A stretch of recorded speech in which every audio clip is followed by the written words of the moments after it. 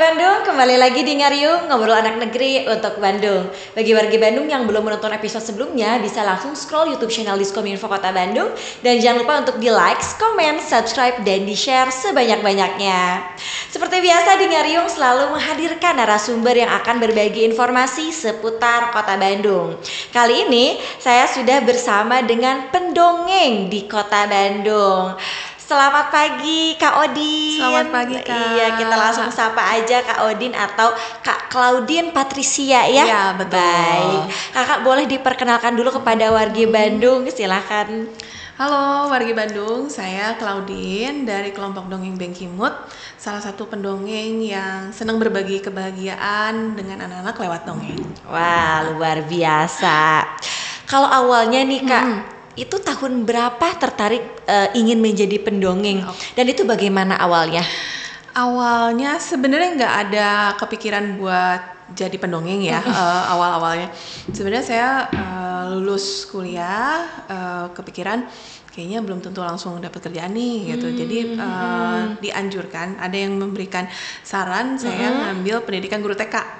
Oh, guru TK, iya. Ya, nah di situ di tahun 2000 sekitar 2004-2005 saya selama 1 tahun pendidikan guru TK. Waktu itu memang masih di D1 aja. Jadi D1, baik. Tapi terus akhirnya ternyata memang benar mendongeng itu banyak banget manfaatnya, apalagi buat anak-anak. Nah sesudah itu sempat beberapa tahun saya mengajar PG dan TK, sempat juga di SD, dan itu benar-benar kepake si media dongeng itu. Sampai akhirnya di 2012 saya sampai sama teman-teman akhirnya kita bikin komunitas deh gitu, komunitas dongeng. Nah itu yang sampai sekarang kita masih jalani, dan kita sama-sama punya kesukaan dengan mendongeng. Ya kita jadi sering mendongeng ke beberapa tempat gitu. Baik. Berarti komunitas itu dari 2004? Enggak, 2012. Oh, 2012 kalau komunitasnya. Ya, kalau saya sendiri mulai bersentuhan dengan dunia dongeng sendiri di 2004. 2004. Gitu. Baik, lalu yang mengambil D1 yang pendidikan guru TK. Iya. Kalau Sebelumnya background saya nggak ada kaitannya dengan pendidikan anak. Saya dari lulusan FISIP HI. Oh, FISIP HI, wah ya sama. Baik. Iya. Kalau dari awal nih, itu bagaimana? Apakah ada kesulitan untuk menjadi pendongeng atau bagaimana? Jujur, kalau waktu itu kita dikasih ada standarnya ya, mendongeng itu dengan cara seperti ini karena memang kebutuhannya untuk dipakai di kelas gitu. Jadi ada yang mendongeng dengan alat dan tanpa alat. Nah itu ya memang menantang sih, apalagi kalau yang belum biasa. Itu kesulitannya cukup banyak, apalagi kaitannya sama anak-anak, audiensnya kan anak-anak. Iya, anak-anak. Untuk menarik perhatian anak-anak itu perlu ekstra lebih gitu, energi lebih dan, gitu ya. Prakteknya harus lebih sering. Nah itu yang menjadi tantangan pertama. Gimana caranya supaya anak-anak bisa tertarik mendengarkan kita gitu. Tapi tertarik mendengarkan kita tidak dengan duduk diam. Karena anak-anak dengan khasnya anak-anak itu kan cara mereka mengapresiasi dan menangkap sesuatu itu kan berbeda ya. Iya, betul. Nah itu yang kita harus belajar memahami juga. Itu jadi tantangan juga tersendiri sih. Kalau jadi bukan kesulitan tapi lebih tantangannya ya. Gitu. Jadi mungkin sampai sekarang mah udah lancar, aman, gak ada tantangan mungkin karena kan udah dari 2004 gitu ya. Enggak juga, karena tetap ada tantangannya. Karena kan kita akan mendongeng di tempat yang berbeda juga, situasinya betul. Berbeda. Anak-anaknya yang pada saat ketemu dengan kita nggak tahu nih ada lagi kondisi yang apakah lagi sehat atau lagi moody atau ada beberapa anak yang gampang terdistrak dengan temannya sendiri atau apapun, susah fokus mungkin ya. Jadi itu akan terus jadi selalu tantangan buat kita pada saat ketemu dengan audiens. Iya gitu. Pasti sih. Iya. Kalau untuk Kak Odin, mendongengnya pakai alat atau tidak? Kalau saya kebetulan di kelompok kami, di komunitas kami, kami yakin setiap pendongeng, setiap orang punya gaya masing-masing, Betul. punya cara khas masing-masing. Kebetulan saya sendiri nggak pernah pakai boneka, justru gitu. Pernah mencoba, bisa itu bisa didalami, tapi merasa lebih cocok kalau mendongengnya entah dengan buku, jadi mendongeng dengan buku, atau mendongengnya kita bikin propnya sendiri gitu. Misalkan ada waktu kemarin ini sempat cerita tentang jamu. Jadi kita bikin rame-rame sih, ini bareng-bareng sama teman-teman. Kita bikin satu buku ramuan gede raksasa gitu. Terus si bahan-bahan jamunya tuh kita bisa bisa pindah tempelkan, bisa di bukunya, bisa kita pakai celemek gitu, jadi bisa dipakai di sini sambil cerita, kita sambil ini diliatin menggunakan. juga. Gitu. Propnya lebih banyak yang seperti itu. Banyaknya gitu. seperti itu. Tapi untuk dongeng-dongeng atau kisah-kisahnya yang diceritakan apa aja sih, Kak? Oh, bervariasi banget. Ada kalanya yang ada yang mengundang kami kan, mereka ada tema tertentu. Oh iya. Kami mau temanya tentang laut atau tentang karakter baik kayak gitu. Kadang ada buku yang udah bisa mewakili si tema tersebut. Tapi ada kadang-kala kita terinspirasi dari buku itu, atau akhirnya kita buat dongeng yang baru supaya sesuai dengan yang mau diantarkan ke audiensnya gitu. Jadi bervariasi dari yang imajinatif, keseharian, sampai cerita rakyat juga. Cerita rakyat, kisah-kisah dulu juga ya diceritakan. Baik. Bahkan sejarah juga bisa gitu kan. Oh iya. Tapi seringnya Kakak itu datang ke sekolah-sekolah atau yang mengundangnya lebih ke misalkan di luar komunitas atau bagaimana? Dari sekolah ada beberapa yang pengen mengadakan kegiatan, ada yang kegiatan bareng-bareng satu sekolah gitu, entah ada perayaan tertentu gitu, atau memang lagi tema tertentu, mereka mau mengundang orang yang tidak biasa ditemui sama anak-anak di sekolah gitu. Tapi kadang juga kayak kebetulan saya juga pustakawan, kita juga reguler di situ mengadakan ada story time, ada waktu, jadi para dari umum ataupun para anggota perpustakaannya bisa datang untuk menikmati dongeng gitu. Dari komunitas lain juga kita beberapa kali berkolaborasi dan diundang juga gitu, dari Jakarta pernah, dari Cimahi juga pernah gitu. Jadi saling. Di luar kota Bandung juga ada ya. Baik. Ya, kalau selain kegiatan mendongeng, Kakak apa saja kegiatannya? Ya kalau saya pribadi ya, saya pribadi sebetulnya saya juga pustakawan di Pustakalana Children's Library. Terus saya juga salah satu pengajar di Semata Art School, sebuah kegiatan tentang art untuk anak-anak. Tapi kegiatannya setelah anak-anak selesai sekolah gitu. Baik, berarti tentang mengajar juga tentang art ya. Entah itu mungkin bisa storytelling atau mungkin melukis barangkali atau tidak. Kalau kita seni rupa saja ya. Seni rupanya banyak, tapi saya juga pakai media storytelling itu untuk memperkenalkan beberapa hal kepada anak-anak gitu, karena dongeng itu apa ya? Kita mengatakan tanpa menggurui jadinya. Betul. Jadi buat anak-anak juga lebih mudah diterima, lebih mudah dipahami gitu. Jadi media itu bisa dipakai dimanapun. Baik, berarti untuk tingkatannya TK sampai SD? Secara umum kita pasti kalau membuat kegiatan biasanya TK sampai SD. Tapi tidak menutup kemungkinan beberapa kali kami mengadakan kegiatan audiensnya antara campur karena ada orang tua juga. Betul. Tapi ada juga yang dewasa, yang kayak waktu itu pernah mengalami anak-anak SMK. Terus dari komunitas BMX juga, yang cowok-cowok yang remaja-remaja itu juga. Awalnya memang dirancang untuk anak-anak gitu, tapi pada saat harinya kegiatan pada datang semua, malah lebih banyak yang usianya dewasa, remaja dewasa ya. Dan setelah wah, kita sempat kepikiran nih, aduh reaksinya gimana nih? Karena kan kita udah dipersiapkannya kan untuk anak-anak. Nah sesudah itu ya udah deh kita jalan aja.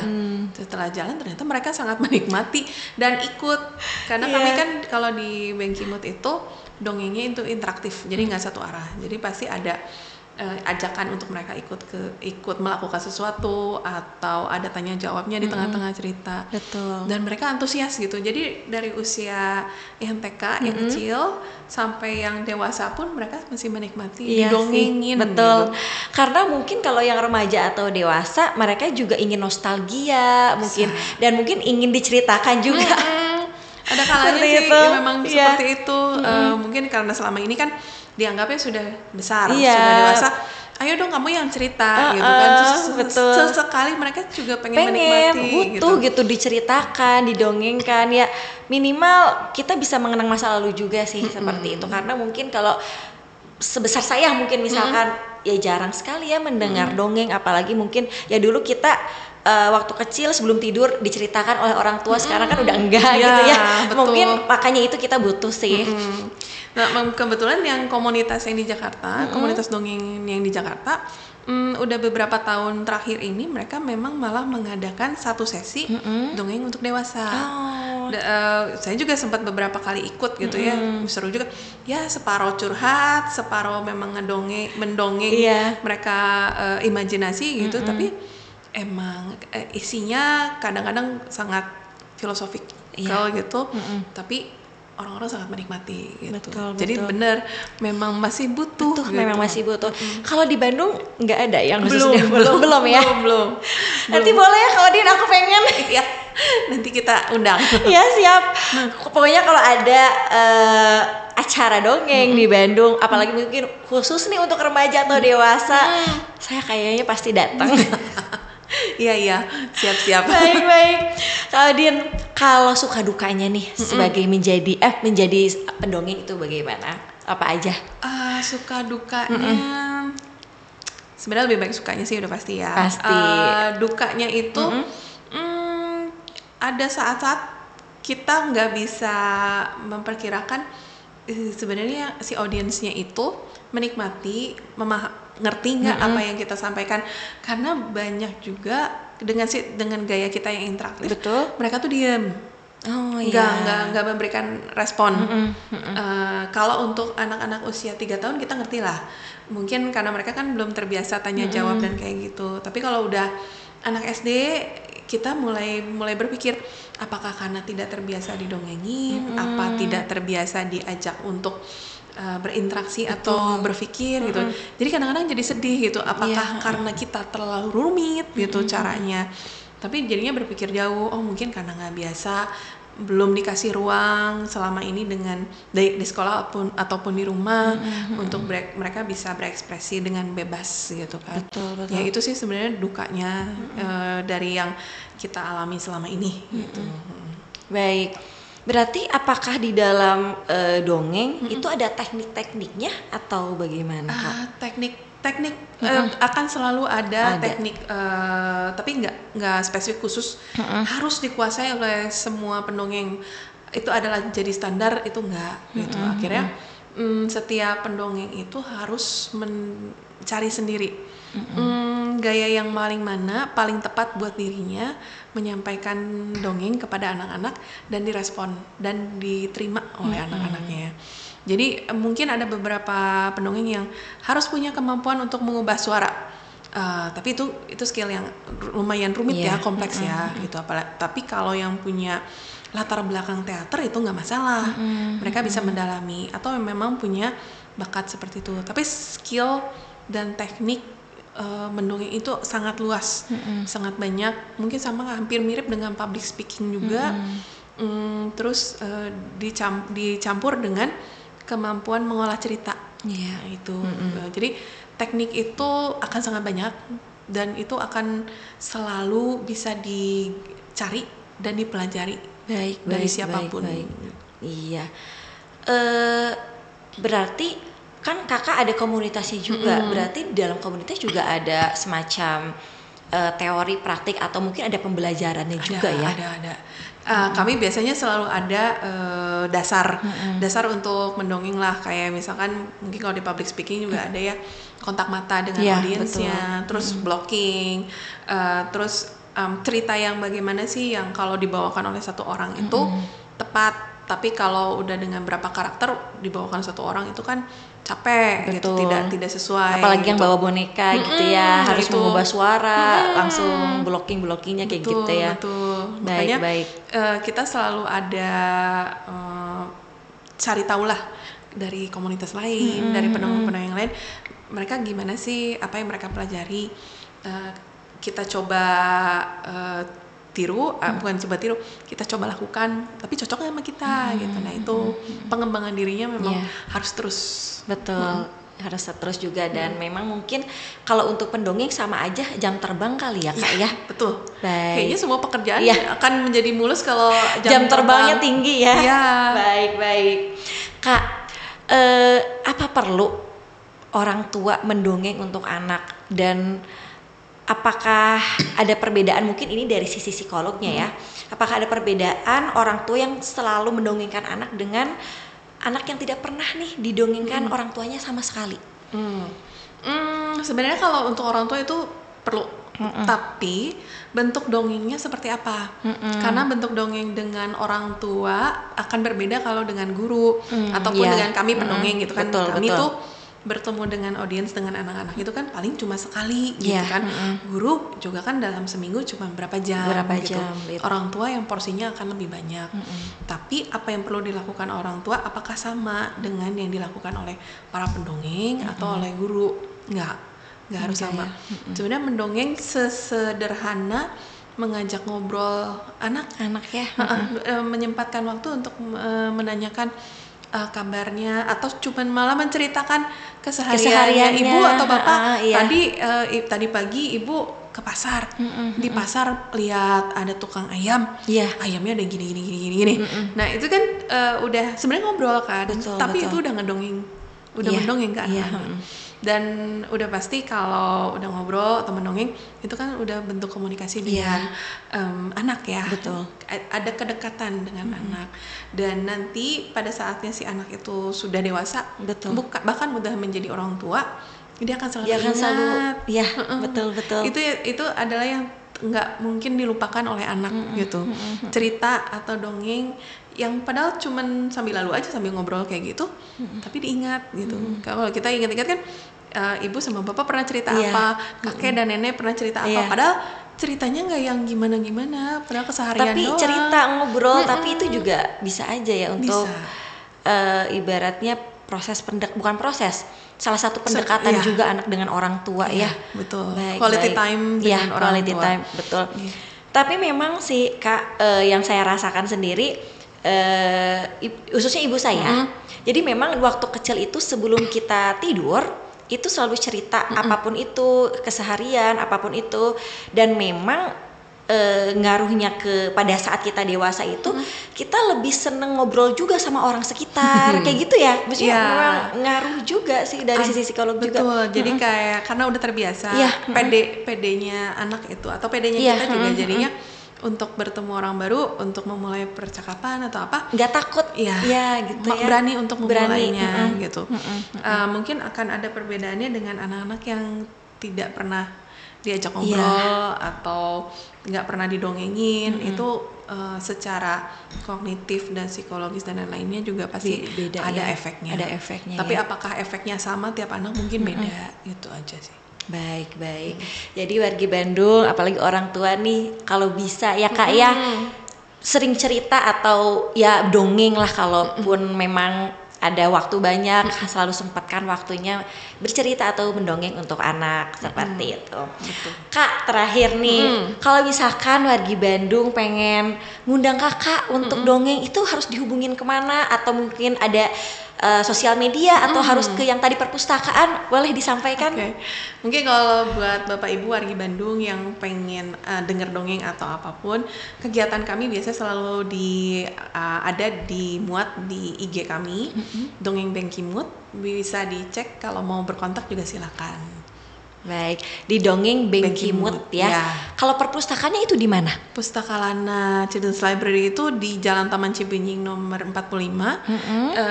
Tempatnya di lantai 2 dari Selaras Guest House. Dari Selaras Guest House ya, boleh ya dicatat warga Bandung. Jadi nanti boleh kalau misalkan mau ketemu Kak Odin bisa langsung ke sosmednya tadi dan bisa langsung ke perpustakaannya juga. Betul. Baik. Barangkali ada harapan Kak Odin yang mau disampaikan? Harapannya sebenarnya pengennya semua orang bisa mendongeng sih. Karena dengan mendongeng itu kita udah berbagi kebahagiaan, terutama untuk anak-anak yang mungkin di saat-saat sekarang ini harus bersaing dengan segala yang serba cepat, teknologi dan lain-lain, termasuk tantangannya dalam keseharian mereka. Berbagilah dengan dongeng gitu. Bahkan cuma 5 menit pun itu udah sangat berpengaruh untuk anak-anaknya. Dan berharga ya. Iya, betul. Baik. Ya, Kak Odin terima kasih banyak ya udah berbagi cerita di sini, udah sharing-sharing dan info juga nih kepada warga Bandung bahwa pentingnya mendongeng itu ada efeknya juga pada saat kita menuju remaja atau dewasa. Baik, warga Bandung, cukup sekian episode kali ini. Jangan lupa terus saksikan episode-episode selanjutnya. Saya Cita pamit. Wassalamualaikum warahmatullahi wabarakatuh. Presented by Humas Kota Bandung.